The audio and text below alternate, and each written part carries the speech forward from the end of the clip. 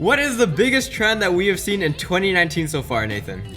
I'd honestly have to say foldable phones. Yes, foldable phones are the biggest trend in technology right now. And all these foldable phones have the same thing in common. What? A screen that folds. I know, but stick with me. Every single phone that we've seen that folds, we've been disappointed with. How come? I wouldn't say disappointed. It's the first step in that innovation and that design. Yes. So there obviously is going to be some flaws, but we have seen it looks cheap. It looks cheap. The hinge looks like it will break or malfunction pretty easily. Possibly. And it looks like nobody's actually touched it other than the representatives and the people that actually work for the companies like Samsung or Huawei. But it looks like that section that is folded would be less sensitive, I would say, than the actual screen itself. Yep. Now, we are used to these days a glass screen. Yep. But when we go to these foldable screens, they're polymers, they're plastic.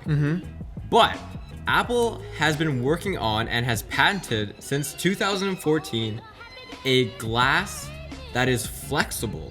Really? So, this is the first time we've heard about this year, but they are coming out with a flexible screen that is made of glass.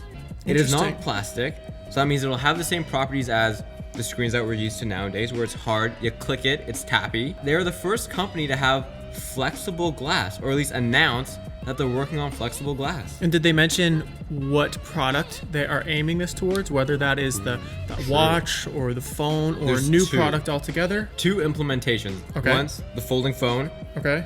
but originally they had been looking into it for the Apple Watch, the iWatch. They wanted a curved screen on that, similar to what they have now, but they can't actually put a display on it. Okay, so they just released a patent, or they have the technology or the capabilities of having bendable glass. Yes. They haven't been able to implement the technology for touch design. Maybe it's not touchscreen mass display. produced yet or something like that.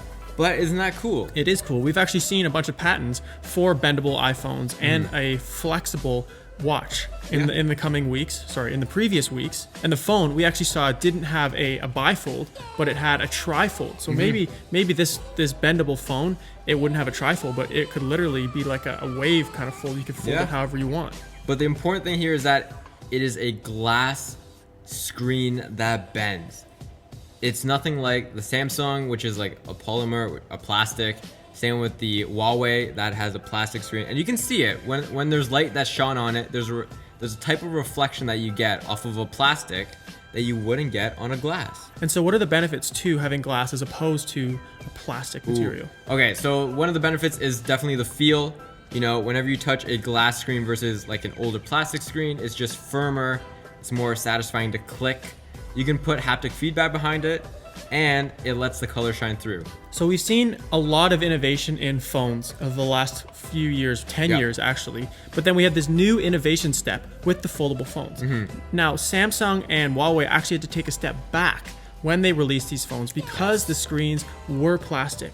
So hopefully that is just kind of like the first baby step in the foldable screen market. Hopefully their next product they release will be glass or will be better quality plastic. And hopefully Apple, when they come out with a foldable phone, if they do, it will be a glass screen display. Maybe that's why on the latest Galaxy Fold, they have the two screens.